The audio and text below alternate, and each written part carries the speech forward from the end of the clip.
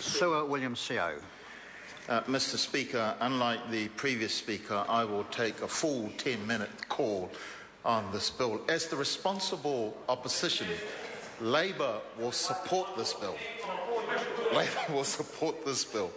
And so I'm happy to make a contribution, sir, on the Social Assistance Living Alone Payments Amendment Bill. I mean, we are a responsible opposition. We will hold that government to account. We will hold that government to account, but we will give credit to where credit is due. And so on this particular bill, we think it is sensible. Of course, you know, it's been sensible because you've had an opposition that has contributed to the making of the draft of this particular bill. Now, Melissa Lee might laugh, but that's exactly why our government is only as good as the opposition here, all right? Okay? And so, as a responsible opposition, we will... well, that's right. Unfortunately, the opposition is a little bit better than the government, but hey, we can... and so, look, so Labour will support this bill. We think it's worthwhile because it ensures that superannuitants and veterans, pensioners who are living alone won't have to make a separate application to receive their full entitlement.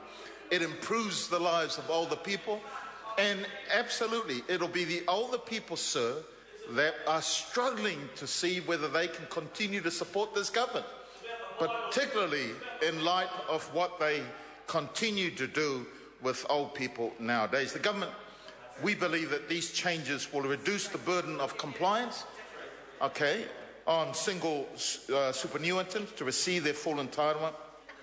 And of course, the Select Committee has had a chance to look through and hear the submissions. Unfortunately, or fortunately, there's only been a couple of submissions, sir, one from the Dunedin Community Law Centre and the other from the Grey Power.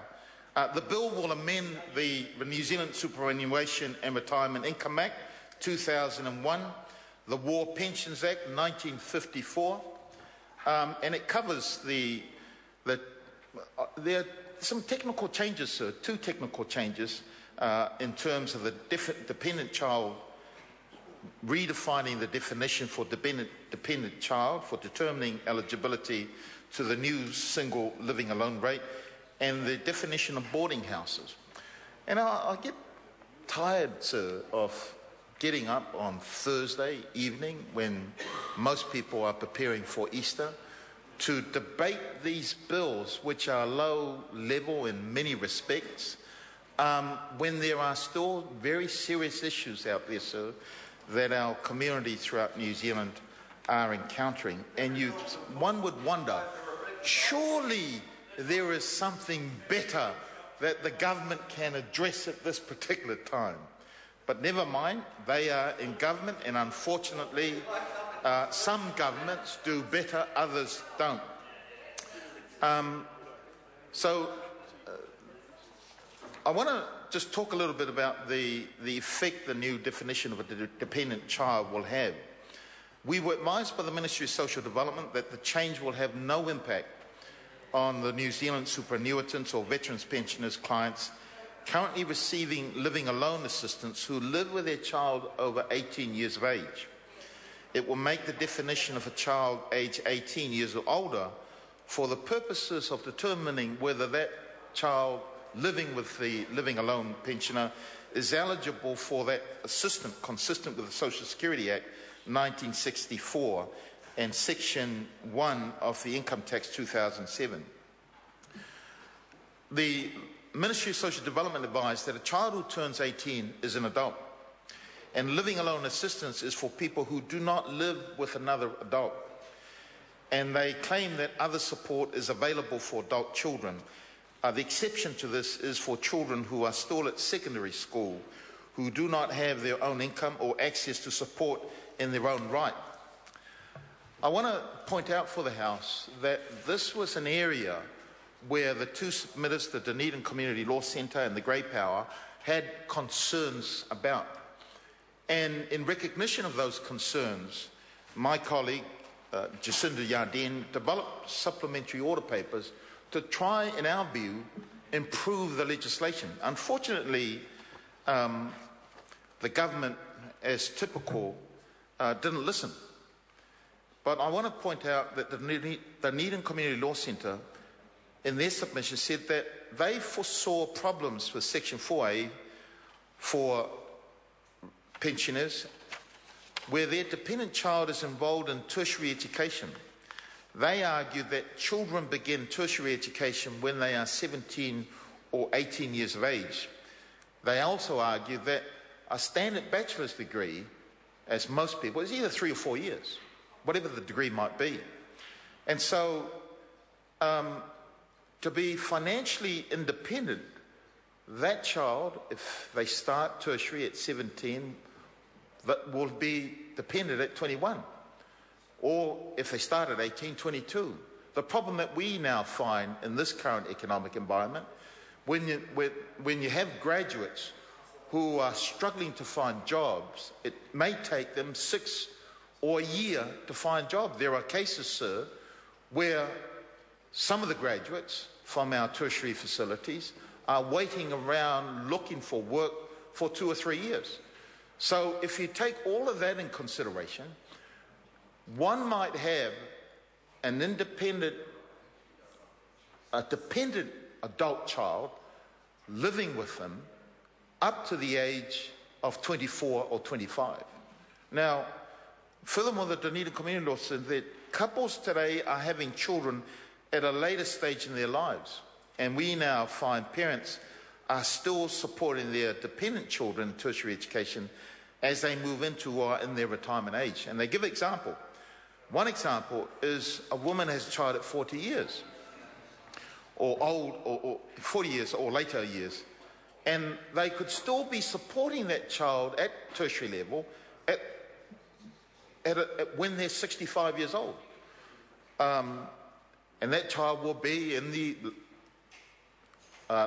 early or mid-20s.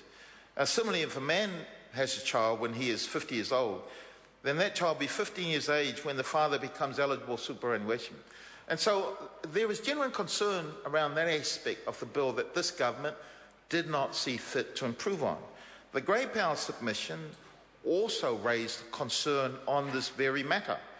And they said some single parents may, without alternative income or savings, wish to support the child through the time that child is receiving tertiary education, and there could well be some cases of undue hardship which may need special support.